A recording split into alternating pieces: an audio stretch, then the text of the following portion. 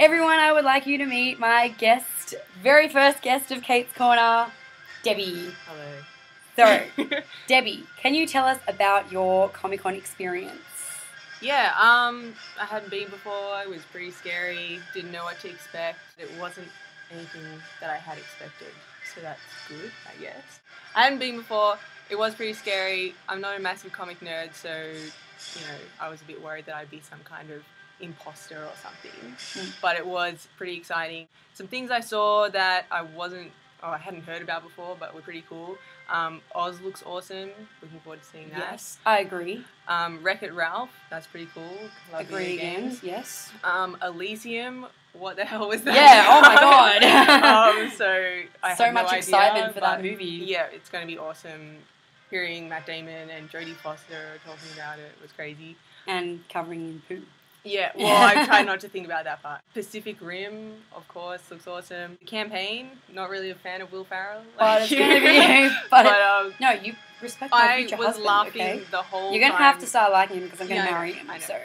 Laughing the whole time they were talking about that. I was Oh my gosh. peeing my pants. Funniest. Great. Man of Steel as well. I hadn't actually heard anything about it before, but that looks epic. Oh, and they hadn't released any footage before Comic-Con, so there was no poster or anything. It was all just talk. There was nothing that we could physically see to try and gauge what it was going to be like. So everything that we saw was new and exciting. Apart from that, that was all good. Things that I had heard about that looked even better after I've heard them talking about it. Expendables 2. I hated that first movie, but it's Stallone so cool. And Schwarzenegger, listening to them talk, like Arnie was saying all these catchphrases. Yeah, they use all of their catchphrases. Hilarious. Like Arnie goes, "I'll be back," and then Bruce Willis is like, "No, I'll be back," and and then they're talking about him being the Terminator and stuff. They pretty much just throw in all kind of Arnie movie references in there, so it should be funny. Yeah, which was great.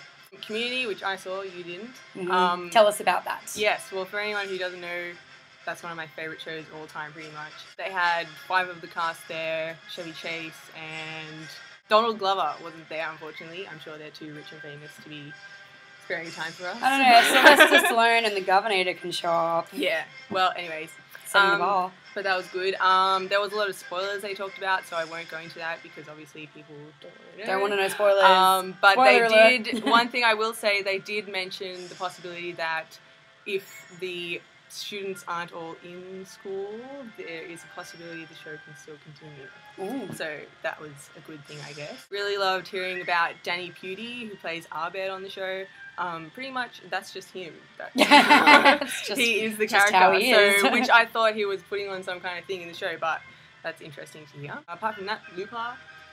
That looks amazing. I love Joseph Gordon-Levitt, Bruce Willis, what a dude. Future husband. Yeah. Sorry, Steve. I saw the trailer and it looked great, and after hearing them talk about it and like how they go into character and stuff, it just sounded even more amazing. So another thing about Looper is that I was under the impression that they had cast Bruce Willis first, and then they cast Joseph Gordon-Levitt to play a young him. Yeah. But it turns out it was actually around the other way. The guy who wrote it for Joseph Gordon-Levitt and called the character Joe, and then they got Bruce Willis in next, and then they were like, holy shit, how are we going to get Joseph Gordon-Levitt to look like Bruce Willis? Yeah. So he was wearing prosthetics every day to make his forehead and like his nose and his chin and stuff look like Bruce Willis. So that's an interesting fact. Yes, which is crazy. And Emily Blunt, she seemed quite lovely. Yes. Which was nice as well.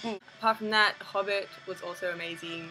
I love Martin Freeman, so it was interesting. She lost her shit. Hearing him discuss like how he kind of came into, obviously everyone from Lord of the Rings is already in that whole world, how he came in and approached that. Iron Man 3 and that whole Marvel panel was ridiculous. So good. Captain America 2! Yes, Captain America 2. I'm very happy about that. Avengers 2, that should be great as well. Oh my gosh. Yes. And yeah, the footage of Iron Man 3 looks like it looks a lot darker than the previous 2, but that should be great. So for those that don't know, the comic that they're going off, he has a drinking problem and it spirals into darkness. But I think they said they're not making him have the drinking problem because it's too much storyline to put in.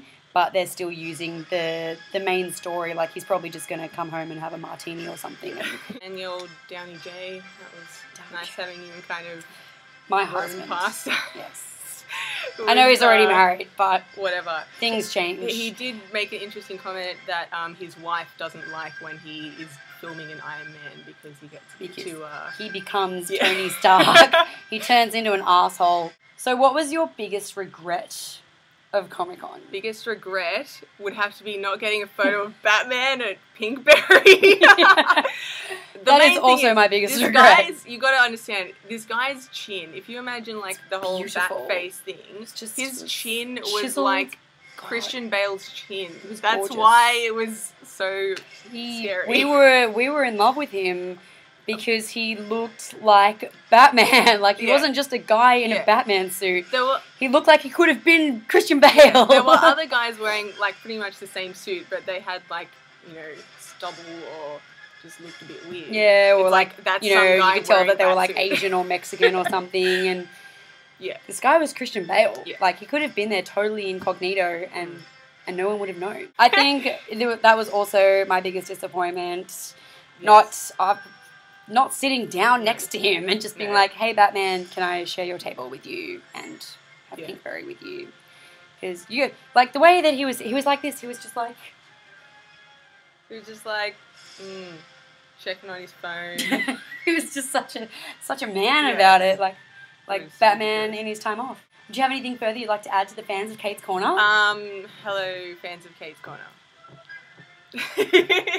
All right, we're going to go into the footage of Comic-Con now, and then probably get dinner. Yes. Maybe go stroll along the beach. Yeah. Pretend you're on Baywatch. Yeah, I'm going to pretend I'm on Baywatch by running slow-mo across Santa Monica Beach, and there's nothing you can do to stop me. Kate's Corner, signing out. Please welcome to the stage the 3 lead stars. Taylor Lautner.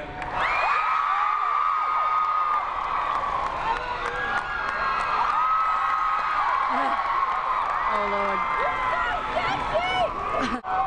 Robert Pattinson. There he is.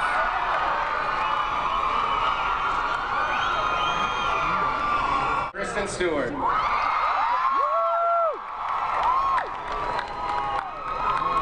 Oh, it's really cool. Stephanie Meyer.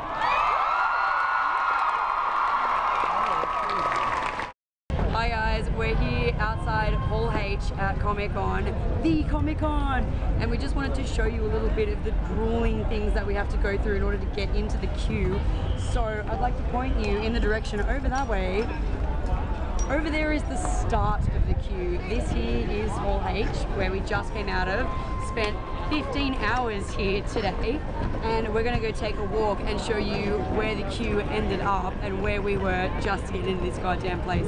Let's go for a walk. Here is the end of the queue under the tents.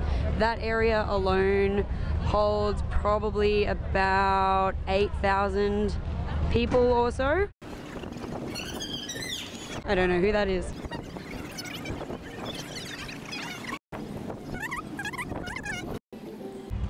Alright, we're at the back of the building now, where the queue looped around all the way down here. Still going. Wave to the good people of Kate's Corner, Debbie. The queue went all the way down there, looped all the way along up there, and then went all the way up to that building there, came back around, we were down over there, and then the queue, you can see it, went all the way down there, and then came up around that island, and then looped away, and we could not see the end of the queue. That is how far away the queue was.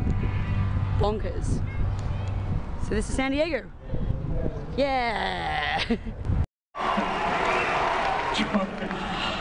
Troy wants to be your puppet master. Guys, I'm not going to do it right now because I feel like the energy's not right in the room.